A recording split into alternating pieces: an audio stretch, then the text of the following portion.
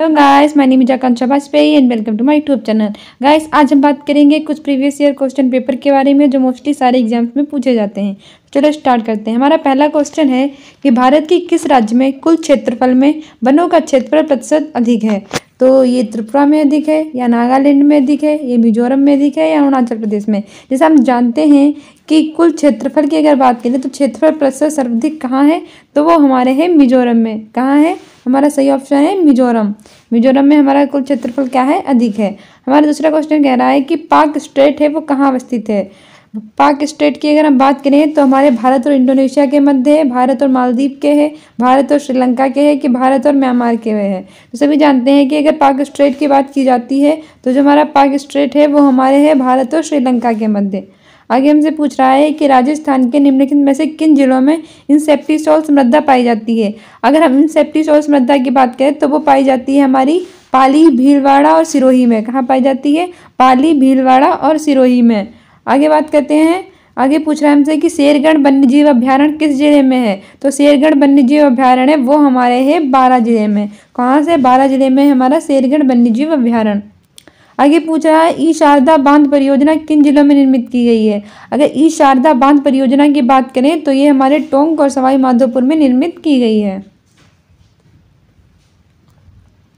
आगे हमसे पूछ रहा है निम्नलिखित में से कौन सा राजनीतिक कार्यकर्ता संबंधित देशी राज्य सुमेलित नहीं है। यानी इधर जो हमारे 4 दी गई हैं राजनीतिक कार्यकर्ता ये दिए गए हैं और ये संबंधित देशी राज्य दिए गए हैं। तो हरिमोहन माथुर जो है वो करौली से संबंधित नहीं है, और इसमें पूछ रहा है कि नहीं है, तो यही मेरा सही हो जाएगा। क्योंकि गोपीलाल यादव भरतपुर से हैं, मथुरा दास माथुर मारवाड़ से हैं, और कृष्णकांत पालीवाल धौलपुर से हैं।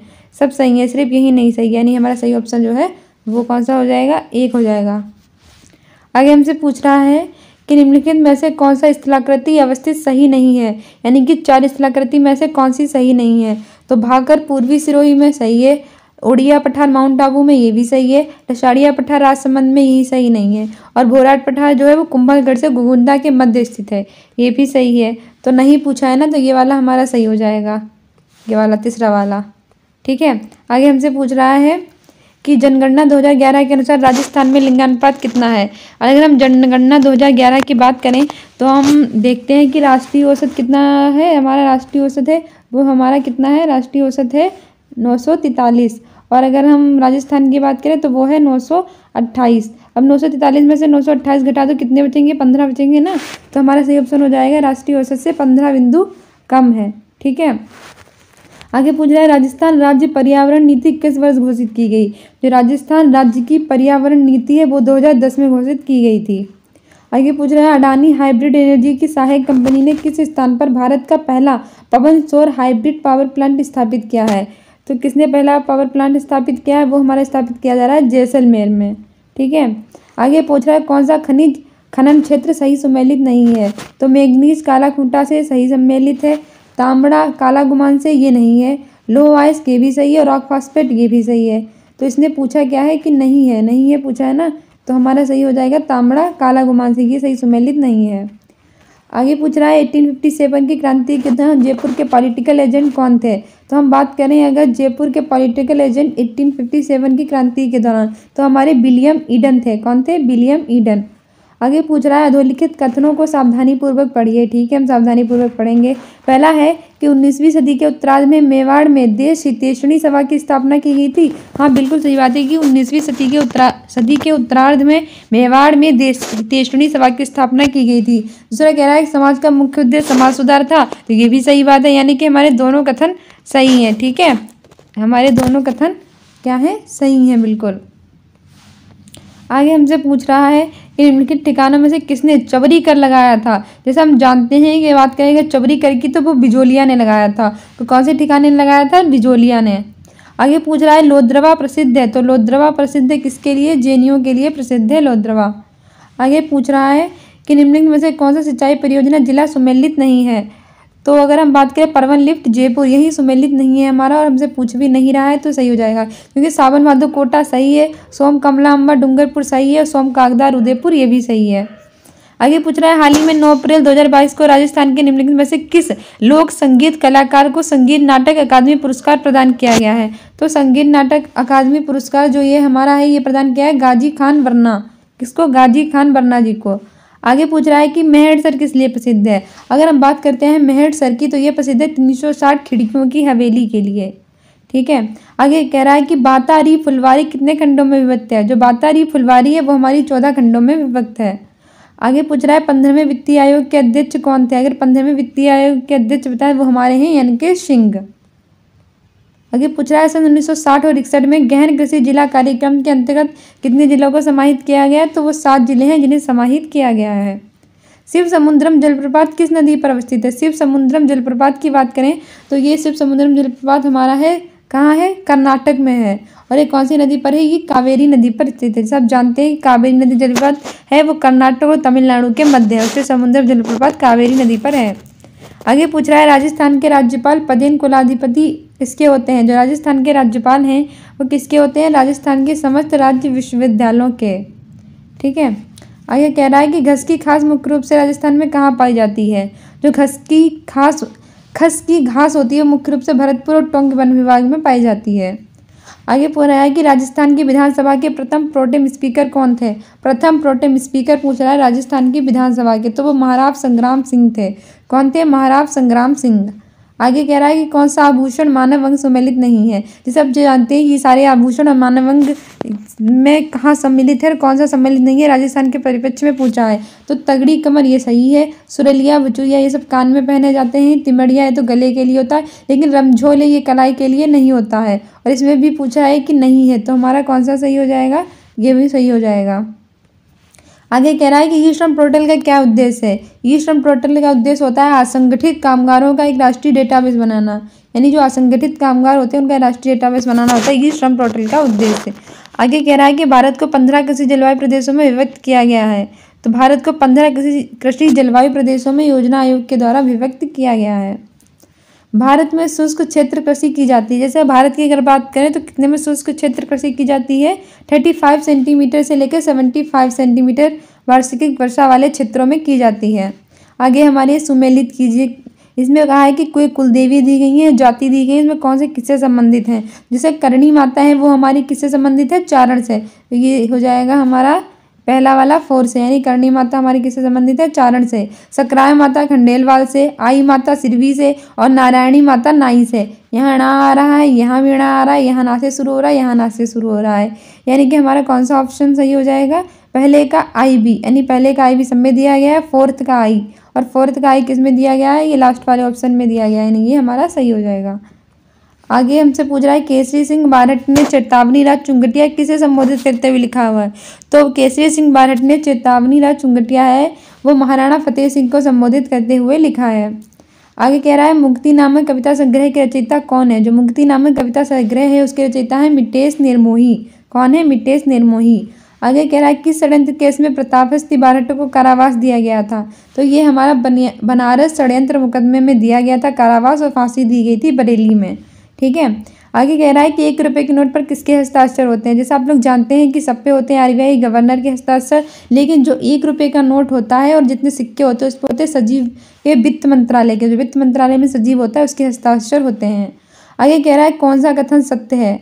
पहला है 6 अगस्त 2022 को जगदीप धनखड़ ने भारत के 14वें उपराष्ट्रपति के रूप में शपथ ली। व्यक्ति के अनुसार बिल्कुल सही बात है। जो जगदीप धनखड़ हैं उन्होंने भारत के 14वें उपराष्ट्रपति के रूप में शपथ ली है, लेकिन ये 6 अगस्त को नहीं ली है, ये ली है 11 अगस्त को। कब ली है? 11 अगस्त होना चाहिए 6 की जगह पे, तो ये तो हमारा गलत हो जाएगा इसीलिए। और दूसरा हमारा कह रहा है कि जगदीप धनखड़ का संबंध झुंझुनू जिले से है तथा राजस्थान से उपराष्ट्रपति बनने वाले दूसरे व्यक्ति हैं। बिल्कुल सही बात है। जो जगदीप धनखड़ है उनका संबंध राजस्थान के झुंझुनू जिले से है, और वो राजस्थान से उपराष्ट्रपति बनने वाले कौन से व्यक्ति हैं? दूसरे व्यक्ति हैं। ठीक है, दूसरा सही है। इस तरह कह रहा है ये लोकसभा सांसद है, राजस्थान की विधानसभा के सदस्य हैं और पश्चिम बंगाल के राज्यपाल भी रहे हैं। ये भी बिल्कुल बात सही है, क्योंकि वो पश्चिम बंगाल के राज्यपाल रहे हैं और लोकसभा के सांसद और राजस्थान की विधानसभा के सदस्य भी रहे हैं। ठीक है। आगे कह रहा है कि वर्तमान में संसद के दोनों ही सदनों के अध्यक्ष राजस्थान से हैं। ये भी सही है कि वर्तमान में संसद के दोनों ही सदनों के, यानी लोकसभा के ओम बिरला जी वो हमारे कहाँ से संबंधित है? कोटा से हैं, और जो ये राज्यसभा से हमारे ये राष्ट्रपति जी हैं ये राजस्थान के झुंझुनू से हैं, यानी कि ये भी बिल्कुल सही है। और इसने सही ही पूछा है, तो पहला छोड़ के सारे सही हैं, यानी कि तीसरा, दूसरा, तीसरा और ये चौथा, तीनों सही हो जाएंगे हमारे। आगे कह रहा है कि मलिक शाह की मस्जिद कहाँ है। जो मलिक शाह की मस्जिद है वो हमारी जालोर में है। ठीक है। आगे कह रहा है कि 1857 के क्रांति में अंग्रेज और जोधपुर राज्य की संयुक्त सेना को किसने पराजित किया था। तो अंग्रेज और जोधपुर राज्य की संयुक्त सेना को ठाकुर खुशहाल सिंह ने पराजित किया था। इस भाग में मक्का का सर्वाधिक उत्पादन होता है। तो मक्का का सर्वाधिक उत्पादन होता है दक्षिणी और दक्षिणी पूर्वी में। ठीक है। आगे पूछा है सुमेलित कीजिए, मतलब ये 4 इधर दिए गए हैं और ये 4 पूछा है कौन सी जगह पे सही है। तो अजरक प्रिंट, ये तो हम जानते हैं कि अजरक प्रिंट आपके बाड़मेर से संबंधित है। पावरलूम कपड़ों पर छवाई बलोतरा में है। मोतड़ा ये जोधपुर में है और मसूरिया ये कैथून में है। यानी कि पहले का IB और पहले का IB किस में दिया गया है, पहले ही ऑप्शन में दिया गया है। तो ये हमारा सही हो जाएगा। श्रीधर अंधारे को किस चित्रशैली को प्रकाश में लाने का श्रेय दिया जाता है। जो श्रीधर अंधारे हैं उनको देवगढ़ चित्रशैली उसको प्रकाश में लाने का श्रेय दिया जाता है। आगे कह रहा है कि हटुड्डी अजमेर में गांधी आश्रम की स्थापना किसके द्वारा की गई थी। जो हटुड्डी अजमेर में गांधी आश्रम की स्थापना की वो हरिभाऊ उपाध्याय के द्वारा की गई थी। किसके द्वारा, हरिभाऊ उपाध्याय के द्वारा की गई थी। आगे कह रहा है निम्नलिखित पहाड़ियों में से कौन सी सतपुड़ा श्रृंखला का भाग नहीं है। तो ये जो भारनेर है ये नहीं है, बाकी ये तीनों राजपीपला, महादेव और मैकाल तीनों सतपुड़ा श्रृंखला का भाग हैं। 2011 की जनगणना के अनुसार राजस्थान की कुल जनसंख्या में अनुसूचित जनजाति की जनसंख्या का कितना प्रतिशत है। तो 2011 की जनगणना में पूछा है अनुसूचित जनजाति की जनसंख्या का प्रतिशत, तो वो 13.5 है। कितना है, 13.5। आगे पूछा है फ्रेंच ओपन 2022 में महिला एकल की विजेता कौन है। जैसे आप जानते हैं कि 4 होते हैं, एक होता है फ्रेंच, एक ऑस्ट्रेलियन, एक विंबलडन और एक अमेरिकन। और इसने हमसे पूछा है फ्रेंच ओपन 2022 में महिला एकल, तो हमारी ईगा स्विएटेक है। कौन है, ईगा स्विएटेक। आगे पूछ रहा है कि निम्नलिखित में से किस रेलवे स्टेशन को हाल ही में platinum green railway station rating दी गई है। तो ये दी गई है हमारे किसको, जोधपुर को प्रदान की गई है। किसको, जोधपुर को। आगे कह रहा है राजस्थान का सबसे बड़ा कृषि जलवायु प्रदेश कौन सा है। तो राजस्थान का सबसे बड़ा जो कृषि जलवायु प्रदेश है वो अति शुष्क आंशिक सिंचित क्षेत्र है। कैसा है, अति शुष्क आंशिक सिंचित क्षेत्र है।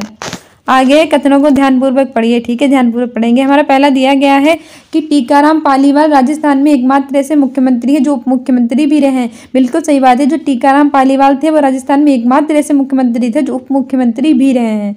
दूसरा कह रहा है हरिशंकर भाभड़ा राजस्थान में अब तक के सबसे लंबे समय तक उप मुख्यमंत्री रहे हैं। तो ये भी सही बात है, जो हरिशंकर भाभड़ा हैं वो राजस्थान में अब तक के सबसे लंबे समय तक उप मुख्यमंत्री रहे हैं। तो कौन सा विकल्प सही है, दोनों ही सही हो जाएगा। यानी कि कथन दोनों सही हैं। कसमें दिया गया लास्ट वाले में, एक और वो दोनों कथन सही हैं हमारे। ठीक है। आगे हमसे पूछा है कि प्लान्ड इकोनॉमी फॉर इंडिया पुस्तक किसने लिखी है। जो प्लान्ड इकोनॉमी फॉर इंडिया पुस्तक है वो हमारी लिखी है M विश्वेश्वरैया ने। किसने, M विश्वेश्वरैया ने। ठीक है। आगे हमसे पूछा गया है कि राष्ट्रीय कृषि मिशन निम्नलिखित में से किसकी उप योजना के रूप में लॉन्च किया गया है। जैसे आप जानते हैं राष्ट्रीय कृषि विकास योजना, राष्ट्रीय कृषि विकास योजना की उप योजना के रूप में राष्ट्रीय कृषि मिशन है वो लॉन्च किया गया है। आगे हमसे राजस्थान राज्य सूचना आयोग सूचना नहीं देने पर अधिकतम कितनी राशि का जुर्माना आरोपित कर सकता है। जो राजस्थान राज्य सूचना आयोग है अगर वो सूचना नहीं देने पर कितनी राशि का जुर्माना आरोपित कर सकता है। अधिकतम पूछा है तो 25,000 हो जाएगी और कम पूछा होता तो 250 होता। ठीक है, न्यूनतम 250, अधिकतम 25,000। आगे कह रहा है राजस्थान में नगर पालिका अध्यक्ष के विरुद्ध अविश्वास के प्रस्ताव पर विचार करने के लिए किसी बैठक के गठन के लिए गढ़पूर्ति उसमें मतदान के हकदार व्यक्तियों की कुल संख्या की कितनी होगी। तो ये होगी हमारी 2/3। ठीक है, कितनी होगी, 2/3 होगी। राजस्थान में राज्य वित्त आयोग के प्रथम अध्यक्ष कौन है। जो राजस्थान में राज्य वित्त आयोग है उसके प्रथम अध्यक्ष है के गोयल। कौन है, के गोयल। आगे पूछ रहा है हमसे कि बढ़ार क्या है। सब जानते हैं कि जो बढ़ार होता है वो विवाह पर आयोज्य भोज होता है। ठीक है, आयोज्य भोज होता है विवाह पर, वही होता है बढ़ार। आगे हमसे पूछा राजस्थान में सीमेंट का प्रथम कारखाना कहाँ स्थापित किया गया। राजस्थान में सीमेंट के सबसे पहले स्थापना की बात करें कारखाने की, जो राजस्थान में सबसे पहले कारखाना सीमेंट का लाखेरी में किया गया था। कहाँ, लाखेरी में।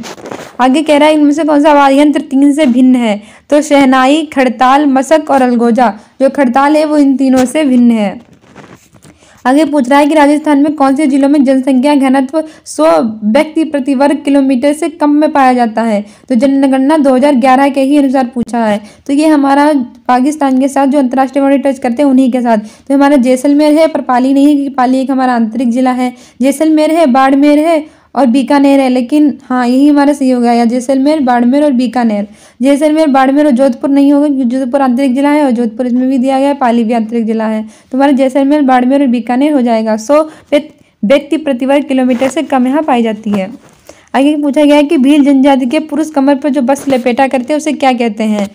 भील जनजाति के पुरुष कमर पर जो वस्त्र लपेटते हैं उसे हम क्या कहते हैं, खोएतू कहते हैं। क्या कहते हैं, खोएतू।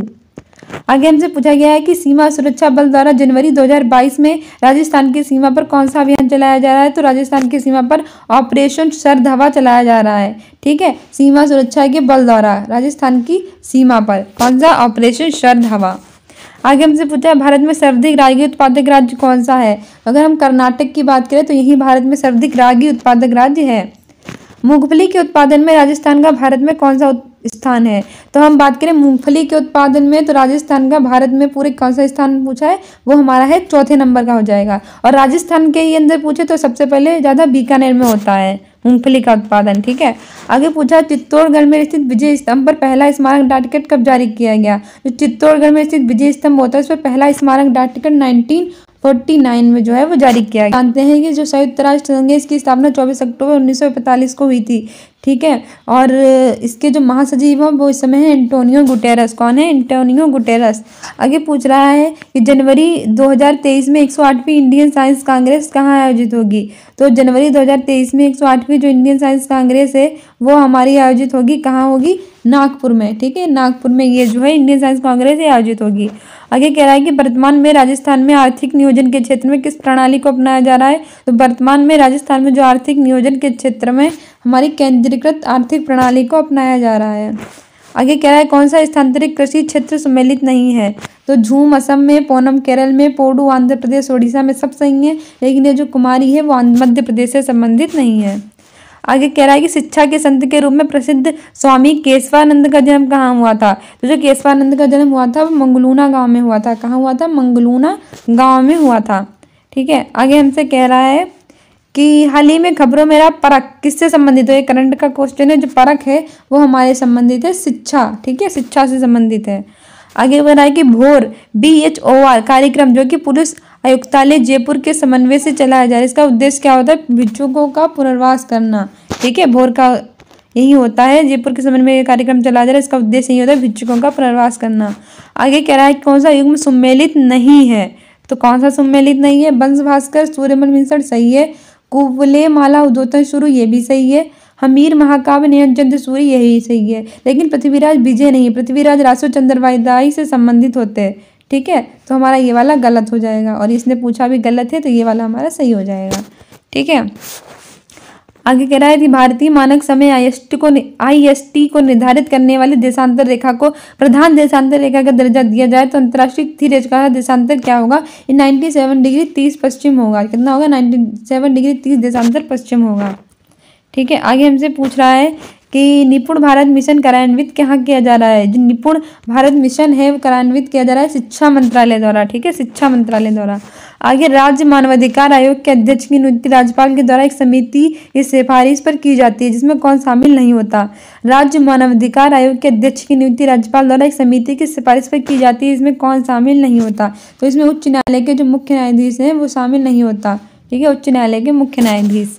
आगे हमसे कह रहा है भारत के किस गवर्नर जनरल के कार्यकाल के दौरान हिंदू विधवा पुनर्विवाह अधिनियम पारित किया गया। जैसे आप जानते हैं कि हिंदू विधवा पुनर्विवाह है वो 1856 में लागू किया गया। और जो 1856 में हमारे कौन थे, लॉर्ड कैनिंग थे। इसके जहाँ पे लॉर्ड डलहौजी होता तब भी सही होता। ठीक है, आगे हमसे कह रहा है कि अकबर द्वारा निर्मित शुक्र तालाब किस किले में है। तो अकबर द्वारा निर्मित जो शुक्र तालाब है वो नागौर किले में है। आगे हमसे पूछ रहा है 4 हाथों वाला लोक देवता किसे कहा जाता था। जैसे हम जानते हैं कि 4 हाथों वाला देवता ये कहा जाता था कल्ला जी को। ठीक है, कल्ला जी को कहा जाता था। आगे कह रहा है कि फल्गुबाई का संबंध किस लोक नृत्य से है। तो फल्गुबाई का संबंध है चरी नृत्य से। ठीक है, कौन से नृत्य से फल्गुबाई का संबंध, चरी नृत्य से। आगे कह रहा है कि भरतपुर राज्य प्रजा संघ की स्थापना हुई थी। तो भरतपुर प्रजा संघ की स्थापना 1928 में हुई थी। ठीक है, आगे कह रहा है राजस्थान में संचालित सूखा संभाव्य क्षेत्र कार्यक्रम DPAP की वित्तीय व्यवस्था के लिए केंद्र राज्य का हिस्सा कितना रखा गया है। तो 75 से 25 रखा गया, यानी कि 75 केंद्र और 25 आपकी राज्य। आगे कहा गया है कि राजस्थान के किस जिले में जियोलॉजिकल सर्वे ऑफ इंडिया 2021 के नवीनतम सर्वेक्षण में सीमेंट ग्रे लाइमस्टोन के विशाल भंडार ये कहाँ मिले हैं? ये मिले हैं हमारे जैसलमेर में। ठीक है। आगे हमसे कहा गया है कि साहिबदीन नामक चित्रकार को मेवाड़ के किस शासक का संरक्षण प्राप्त था? तो साहिबदीन नामक चित्रकार को मेवाड़ के महाराणा जगत सिंह फर्स्ट का संरक्षण जो था वो प्राप्त था। आगे कह रहा है कि 1818 ईस्वी में कंपनी की ओर से राजपूत राज्यों से संधि करने वाला अधिकारी, तो जो 1818 ईस्वी में राजपूत राज्यों से संधि करने वाला जो अधिकारी था वो चार्ल्स मेडकॉफ था। कौन था? Charles Metcalfe.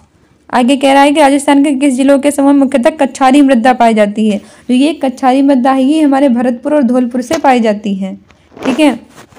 आगे कह रहा है के बिरला फाउंडेशन द्वारा 32वां बिहारी पुरस्कार डॉक्टर माधव हाड़ा को प्रदान किया गया उनकी किस कृति के लिए? तो ये भी करंट का क्वेश्चन है कि के बिरला फाउंडेशन द्वारा जो 32वां बिहारी पुरस्कार है वो डॉक्टर माधव हाड़ा को प्रदान किया गया है और ये प्रदान किया गया हमारा पजरंगी चोला पहन सखीरी के लिए।